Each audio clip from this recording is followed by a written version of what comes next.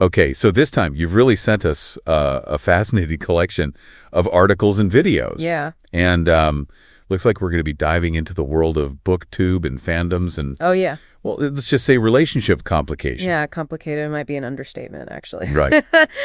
This case study you sent over really, I think, throws gasoline on that whole cancel culture fire. Yeah, totally. Yeah. The video we were sent focuses on Daniel Greene, who is this popular book boober, and he's facing some serious accusations from a woman named Naomi King. Right. But then things take a turn. Apologies start flying. People start backtracking. Yeah. It's a total mess. Yeah. Like King walks back some of her claims, Right. but still insists that Greene pressured her. And then there's the legal side of this, which is a whole other can of worms. Yeah. What's so fascinating to me is how this specific audience reacted. Yeah. Because Greene was known for cultivating a very specific online persona. Right. And you can see that reflected in how swiftly some people turned on him. Interesting. It really speaks to the parasocial relationships that develop between creators and fans, especially in these kind of niche communities like BookTube. Okay, so let's unpack this whole thing. Okay.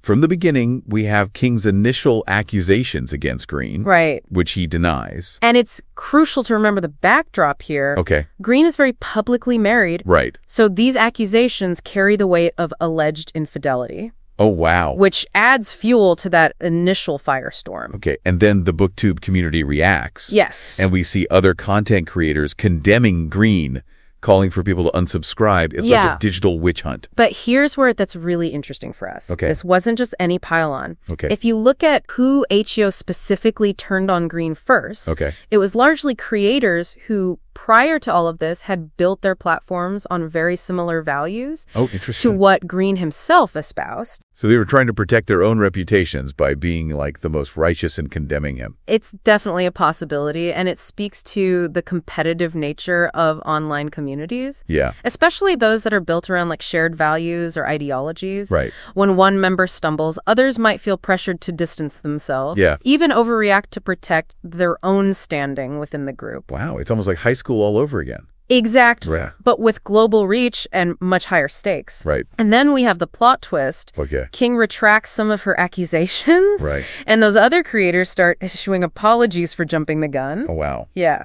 But the video makes it clear that even with the retractions, there's still this question of consent hanging in the air. Right. King claims she was intoxicated, while Greene wasn't. Okay. And that he pressured her into things that they'd previously agreed wouldn't happen. That's a crucial detail because it highlights the complexities of consent. Yeah. Especially when factors like intoxication are involved. Totally. Even if someone doesn't explicitly say no, their ability to consent can be compromised. Right. And this adds a layer of legal complexity that the video dives. Yeah, it mentions the challenges of pursuing a defamation lawsuit, especially for a public figure like Greene. Right. But isn't there more to it than just that? Absolutely. You see, most people understand the base of defamation law, Right. like false statements that harm someone's reputation. Right. But in this case, even if we assume for argument's sake that Greene is completely innocent, the legal path is still riddled with landmines. Landmines like what? Well, first, proving that King's statements were intentionally malicious. Right. Not just misinterpretations or her being intoxicated. Okay. That's a high bar to clear. Yeah. Second, even if he wins a lawsuit, would the damage be undone? Right. The internet never. Yeah. And third, as the video points out, King lives in Canada. Oh, right. So now we've got international jurisdiction issues. Different legal systems. Oh, wow. It makes you wonder if even trying to sue would just be more trouble. Yeah, totally. And this is where the video's analysis of the situation starts to get really thought-provoking. Okay. It argues that Greene, by building his audience around a specific set of values, essentially pitted himself into a corner. Meaning that he attracted a fan base that holds those values as like sacred. Exactly. And any deviation is seen as a betrayal. Precisely. It raises the question of whether catering to specific online communities, particularly those with strong ideological leanings, can actually make you more vulnerable to this kind of dogfall. Wow. It's almost like a double-edged sword. Yeah. You gain a loyal audience, but you also increase the risk of alienating them. Right. If you ever stray from their expectations. Okay, now that is a takeaway I haven't heard before. Right. So if we step back from the specifics of this case, it makes you wonder, right? Yeah. Can any content creator who builds their platform around strong opinions truly protect themselves from this kind of backlash? That's a question worth exploring further. Yeah. And it leads us to a much larger conversation about the nature of online fame, the dynamics of parasocial relationships, and the potential pitfalls of building a career on the ever-shifting sands of internet culture. Let's take a breath here for a second. Okay. We've covered a lot of ground already. Yeah. Accusations online, pile-ons, legal headaches. And now this whole idea of audience expectations as a potential trap for creators. Right. Where do we go from here? Well, in part 2, we're going to dive deeper into the potential paths forward. Okay. Both for Greene and for the BookTube. Okay. We'll examine the long-term implications of this situation. Okay. And explore whether there are any lessons to be learned that might help us all navigate the complexities of online. Sounds good. Yeah. Okay, so we left off talking about how Greene kind of built his career on this very specific set of values. Right. Which might have made him even more vulnerable in this whole situation. Yeah. It's a fascinating angle that the video really digs into. Yeah, and it's a perspective we don't often hear in these kinds of conversations. We tend to focus on like the accuser and the accused and the dynamics of cancel culture, but this idea of audience expectations as a potential pressure cooker for creators. Right. That's really insightful. It's almost like Greene was playing a character online. Yeah. And then when that character's true self was allegedly revealed, the audience felt betrayed. Exactly. And that speaks to the inherent danger of parasocial relationships, where fans feel like they truly know a content creator based on their online persona. Right. It sets up this unrealistic expectation of moral purity,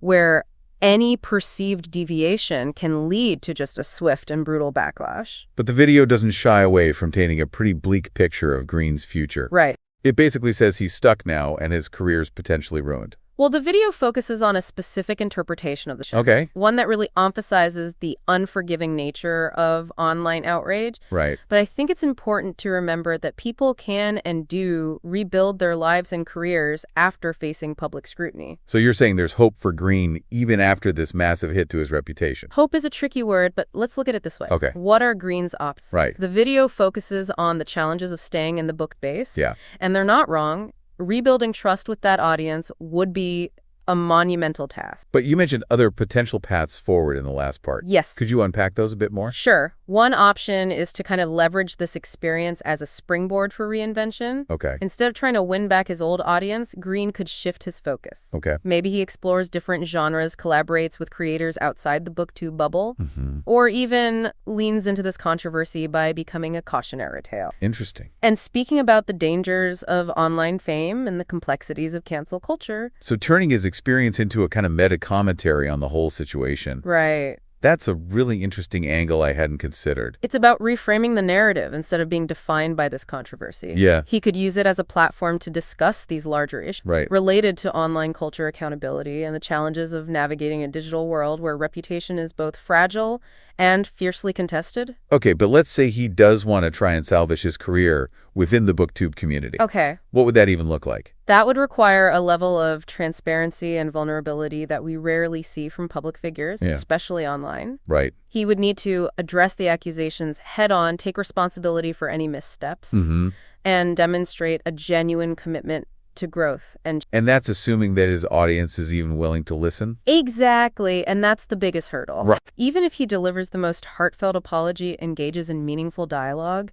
and takes concrete steps to demonstrate his commitment to change, there's no guarantee that his audience will. Right. The internet, as we know, has a long memory. Yeah. And forgiveness is a complicated and often elusive concept. So it sounds like whether he stays in BookTube or reinvents himself elsewhere, Greene has some tough choices to make. Absolutely. And the choices he makes now will have a ripple effect not just on his own career, but potentially on the BookTube community as a whole. So let's talk about that wider impact for a second. Okay. The video mentions that this incident could lead to a more cautious approach to online discourse within the BookTube community.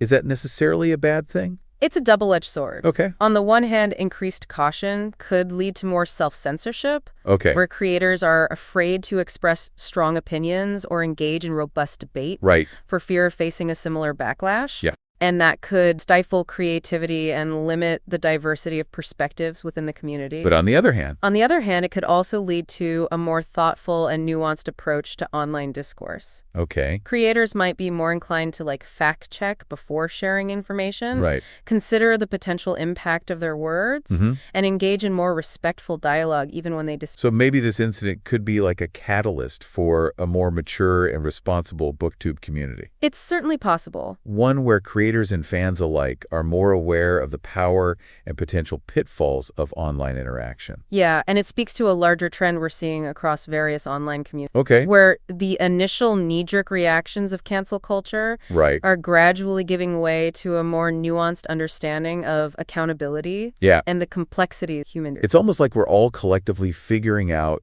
the rules of engagement. Yes. In this new digital landscape where reputation is both incredibly valuable and incredibly fragile. Exactly. And this case study, with all of its messy complexities and unanswered questions, offers valuable insights into the challenges and opportunities we all face as we navigate this brave new world of online connection and interaction. I think you've hit on something really important there. This isn't just about Daniel Greene and the BookTube community. Right. It's about all of us who participate in online spaces. Yes. We're all grappling with these questions of accountability, reputation, and the potential consequences of our words and action in a digital world where everything is amplified and scrutinized. You nailed it. And in part 3, we're going to explore these broader implications further. Okay. Examining what this case study might teach us about the future of online discourse. Okay. And the evolving relationship between creators and their audience. Okay, so we've really gone deep into the specifics of this whole Daniel Greene situation. Yeah. But it feels like there's this larger conversation we need to have. Absolutely. About what all of this means for the future of online communities in general. You're right. This isn't just a BookTube drama. This case study highlights these tensions that exist in any online space where creators build followings around strong opinions or values. Right. It's like walking a tightrope. Because the audience feels this sense of ownership over those values. Yeah. Like they've invested in this persona, and any deviation feels like a personal betrayal. Exactly. And that's something we haven't really talked about yet. Okay. The emotional component of all of this. You know, for fans who deeply connect with a creator's content, especially content that deals with sensitive or personal topics. Yeah. These controversies can feel like a real loss. Right. It's not just about disagreeing with someone. Yeah. It's about feeling betrayed by someone you trusted. And that feeling of betrayal can fuel the outrage to pile on. Oh, yeah. The desire to see that creator canceled. Absolutely. It's like a defense mechanism. You push away the person who hurt you to protect yourself from further pain. Right. And in the digital age, that pushing away takes the form of unfollowing, unsubscribing, public denouncements, all those actions that contribute to the whole cancel culture phenomenon. So where do we go from here? Is this just the inevitable reality of online interaction? Right. Are we doomed to repeat these cycles of outrage and cancellation? I don't think so. I see this case as a wake-up call, a reminder that we're all still figuring out how to navigate this digital landscape. Yeah. And the video, despite its somewhat bleak outlook on Greene's future, actually hints at some potential solutions. Solutions like what? Well, first, there's this idea of media literacy, which we touched on earlier. Right. You know, as consumers of online content, we need to become more discerning, more critical in our thinking. So it's like, don't just consume content passively. Yeah. Engage with it. Critically ask questions. Exactly. Challenge your own assumptions. Right. And that leads to the second solution, which is fostering more nuanced and empathetic dialogue. Okay. So instead of immediately jumping to conclusions or attacking each other, right. What if we try to understand where the other person is coming from? Yeah. What if we focus on finding common ground instead of amplifying our difference? But that's hard, right? Especially in the heat of the moment when emotions are running high. Yeah. It's so much easier to just vent your anger or outrage online. That is hard. Than it is to engage in thoughtful, respectful conversation. It takes effort, it takes patience, and it takes a willingness to step outside our own echo chambers.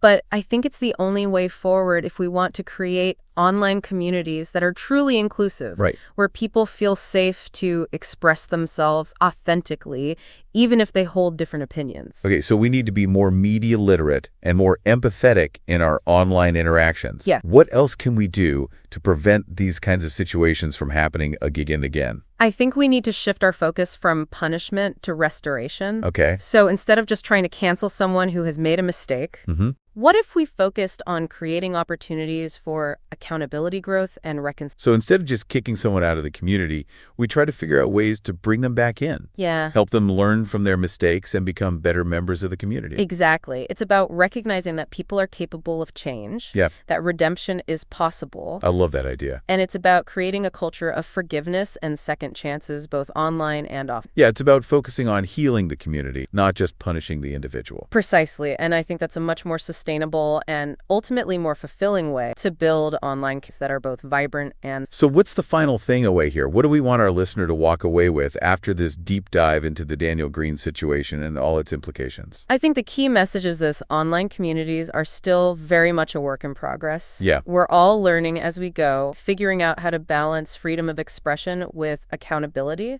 Right. How to foster healthy dialogue and how to create spaces where everyone feels welcome and respected. It's about building a better digital world brick by digital brick. Exactly. And it starts with each of us by being more mindful of our own online behavior, by engaging in thoughtful dialogue, by promoting empathy and understanding. We can help create a more positive and productive online experience for everyone. And maybe prevent the next Daniel Greene situation from spiraling out of control. Right. Well, on that note, thanks for joining us on this deep dive. It's been a wild ride. Until next time, stay curious, stay engaged, and remember, the internet is a powerful tool. Yes, it is. But it's up to us to use it wisely.